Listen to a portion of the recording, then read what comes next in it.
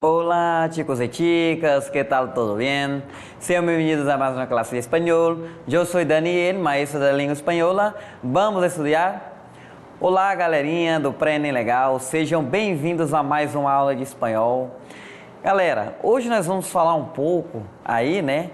Falar um pouco não, da continuidade, tá? A nossa aula anterior, né, que foi localizar informações explícitas dentro de um texto, né? Explicitude essa que é uma continuidade, né, das informações implícitas que a gente já trabalhou em aulas anteriores, né?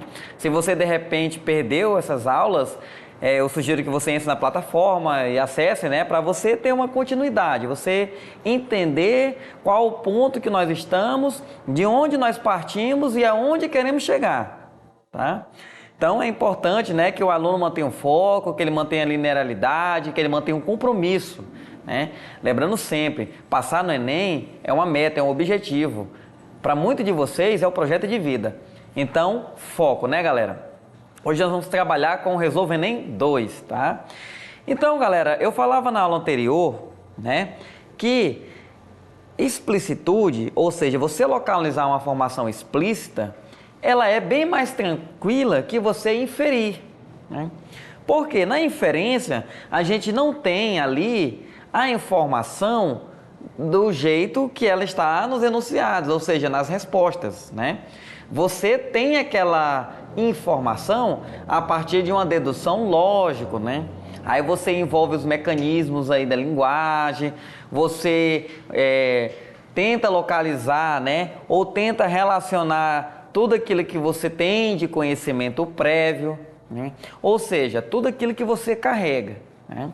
E aí você deduz ali dentro do texto e chega a uma informação, né? Porém, na explicitude não, está ali no texto. E qual é a dificuldade para nós, estudantes? Que na língua estrangeira, né, sendo ela inglês, espanhol ou qualquer outra língua, muitas das vezes a gente não conhece o código, né? Ou seja, a gente não sabe a tradução. Então ele está ali na nossa cara, mas a gente não consegue enxergar, porque a gente não consegue traduzir, né? E aí muitas das vezes, por isso que eu falo da importância também do vocabulário, né? A gente já trabalhou o vocabulário aqui anteriormente, então daí a importância da leitura, daí a importância de você escutar músicas na língua espanhola, de você ler, ou seja, de você ter contato com a língua estrangeira, né? Só aprende a falar falando, só aprende a escrever lendo. Então não tem jeito, galera.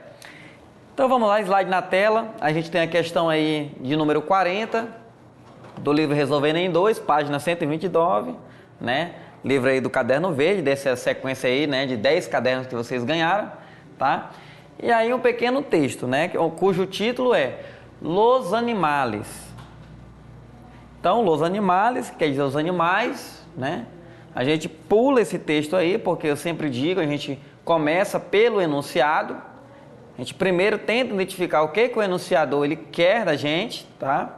E aí a gente volta ao texto para tentar identificar ali, né, qual a resposta, tá? Então, o enunciado que diz assim: de acordo com as informações sobre aeroportos e estações ferroviárias na Europa, uma pessoa que mora na Espanha, né, e queira viajar para a Alemanha com o seu cachorro deve o quê? Então, aí é uma relação, né, entre causa e consequência, né? Ou seja, o que ele deve fazer, o que é necessário ele fazer para se deslocar com o seu animal de estimação para um outro país. Então, provavelmente, a gente já infere aqui que o texto vai trabalhar, né, nesse seguinte aspecto de alguns requisitos, né, do que é necessário para você se deslocar para um outro lugar, né? Então, a gente vai tentar identificar isso dentro do texto, tá, galera? Mas dando continuidade aqui, vamos recapitular aí algumas coisas trabalhadas na aula anterior, né, para você que está assistindo essa como a primeira aula, mas a gente sempre está resgatando aqui as informações, né, ou os conhecimentos que já foram aí levantados, tá? Então, galera, a localização das informações explícitas, ela está dentro aí da gama de procedimentos de leitura, né? Ou seja, dentro de uma matriz curricular, por exemplo, a matriz de referência da língua portuguesa, você vai ter lá alguns descritores, né?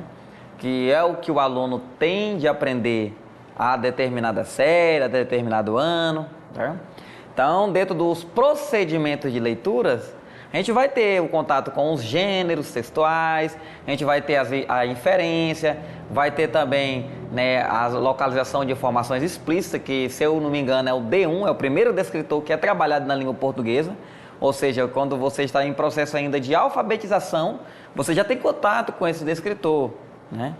Então, é algo que é trabalhado, né, desde a infância, tá, galera? E a gente, claro, que vai chegando na vida adulta, a gente vai ter mais facilidade para fazer essas explicitudes, né? Ou seja, localizar essas informações.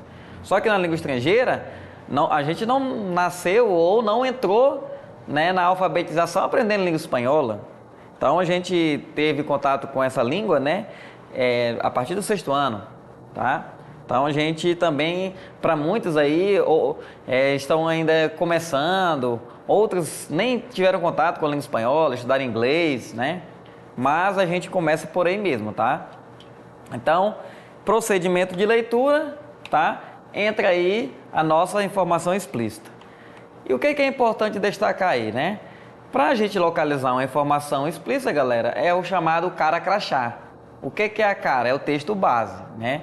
Então, quando a gente usa, muito se utiliza nas profissões, né? Você chega num determinado local para você ter dito, ali na Oca, no centro, ou qualquer outro lugar, as pessoas estão com crachá de identificação. Naquele crachá de identificação, tem o quê? Tem o rosto da pessoa, né? A imagenzinha, foto dela 3x4 e algumas informações, nome ali, a função que ela está desempenhando naquele determinado local. Aí a gente faz aquela conferência, né? Olha para o rosto da pessoa, olha para o crachá, cara crachá, cara crachá. É mais ou menos isso aqui dentro das informações explícitas. A gente tem a texto base, que é a cara, né? E tem a pergunta, que é o crachá. A gente tem que conferir cara crachá. Ou seja, olhar para a pergunta e ir para o texto localizar a informação, tá?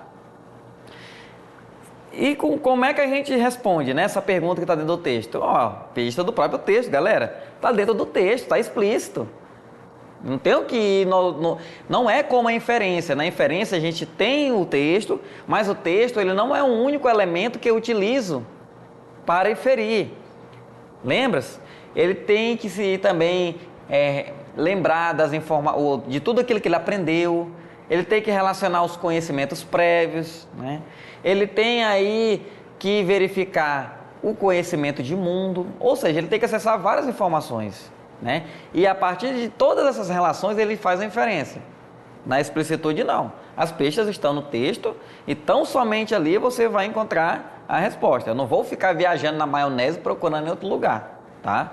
Tá no texto. E aí também, galera, olha aí, né? Eu leio, ou seja, a explicitude é uma fusão aí, né? De você ler o que está no texto, ou seja, ler o enunciado, né?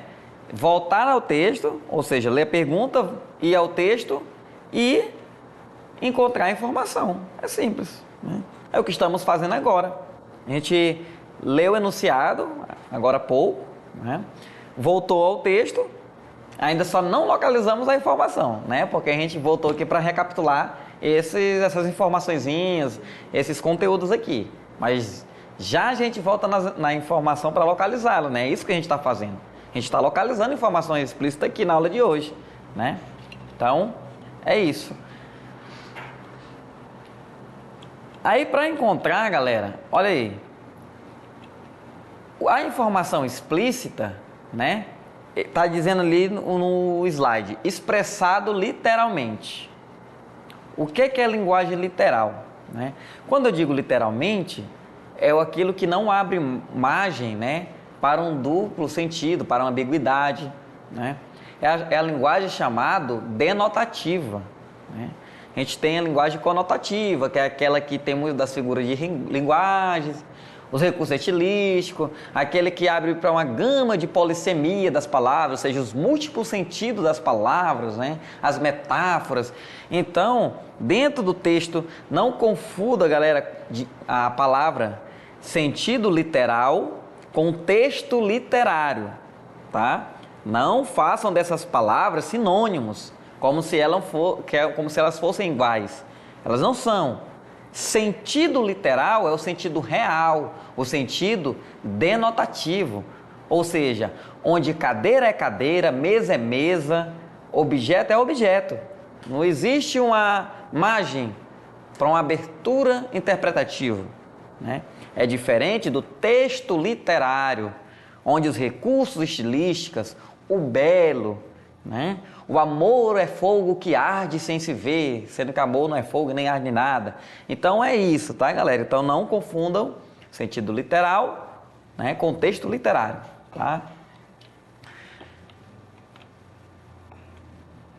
Lembrando também, galera, é muito importante isso aqui, ó.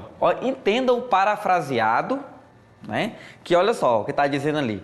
A informação explícita, ela também pode estar de maneira parafraseada, ou seja, ela tanto pode estar literal, ou seja, tal como está ali, ou parafraseado. Agora não confundam parafraseado com um duplo sentido, ou polissemia, muitos significados, não. Parafraseado é uma outra maneira de dizer a mesma coisa, né? Ou seja, eu estou dizendo uma coisa de uma outra forma, mas não estou modificando o sentido. Eu só estou apenas invertendo ali, usando palavras sinônimas, né? Muitas das vezes, construções sintáticas diferentes, ou seja, às vezes você fala na ordem direta, de repente você parafraseia na ordem direta, tá? Então, é só uma maneira diferente, uma maneira distinta de dizer a mesma coisa, tá? Como ali está dizendo, né? Palavras distintas, mesmo sentido. Ou seja, a semântica aqui, ela não se altera, tá? Ela se mantém imutável. Porque se eu alterar a semântica, não será mais sentido denotativo, né? Aí você pode ganhar um novo sentido conotativo aí, ou seja, levar para um campo da metáfora, da figura de linguagem, tá? Então, não é o caso aqui dentro do nosso conteúdo da aula de hoje. Então, observe, galera, né? A gente volta aqui na questão, tá? Observe. Vou botar um pouquinho rapidinho aqui, tá, galera? Aqui é tudo assim mesmo, no ao vivo, né? Quer dizer, transmitido, mas mantendo sempre a originalidade. Então, dentro dessa questão aqui, ó, na União Europeia, desde o 1º de outubro de 2004, o uso de passaporte é obrigatório. Ou seja, na União Europeia, né, desde o dia 1º de outubro de 2004, o uso de passaporte é obrigatório. Obrigatório para mim? Não somente, né? Olha lá que diz o texto, para os animais. Ou seja, para os animais que viajam com seu dono a qualquer companhia. Ou seja, lá na Espanha, galera, os animais têm que ter passaporte, né? Tem que tirar o passaporte dele para poder viajar, né? Ah, professor, quem inventou isso? Eu não sei, tá? Isso é uma lei do país, né? Essas discussões aí sobre, né, os animais, sobre... Ou seja, hoje em dia, quando se fala em animais, tem muita repercussão, né? Maltrato, direito dos animais, muito se fala nisso, né? Mas é uma portaria, né? Um decreto lá nacional deles que diz que para poder viajar com o animal tem que ter só passaporte e pronto, né? Não sou eu o professor que está dizendo, é a lei, tá? E ainda tem ali um aviso especial, ó.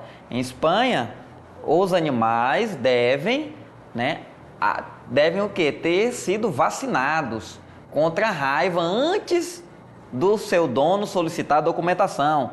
Ou seja, é pré-requisito. Vacina da raiva é pré-requisito para tirar passaporte. Assim como até pouco tempo atrás, vacinar-se contra a Covid era pré-requisito para poder viajar, né? De avião aí, se deslocar em território nacional. Então, é algo semelhante, ou seja, para se deslocar em território nacional da Espanha com um animal de estimação, ele deve ter passaporte. E para ter passaporte, ele deve tomar a vacina contra a raiva, né? Isso está explícito, está claro aqui.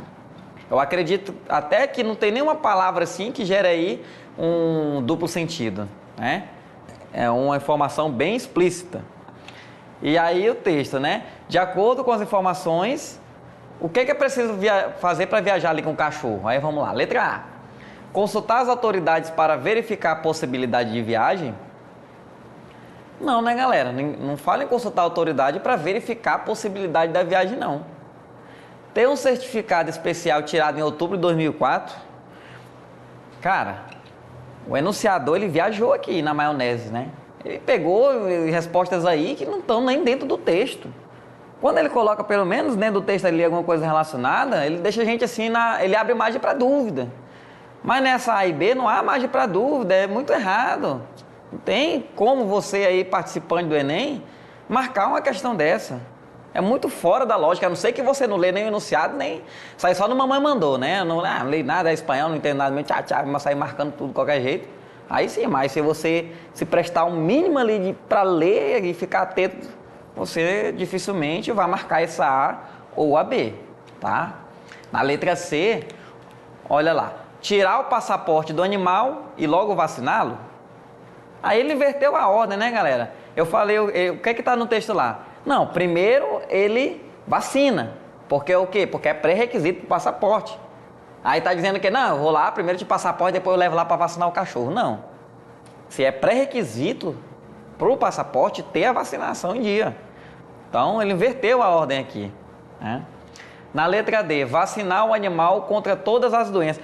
Cuidado com essas palavras, galera, de totalidade determinada. Isso pega muito candidato em concurso, né? Não é só no Enem.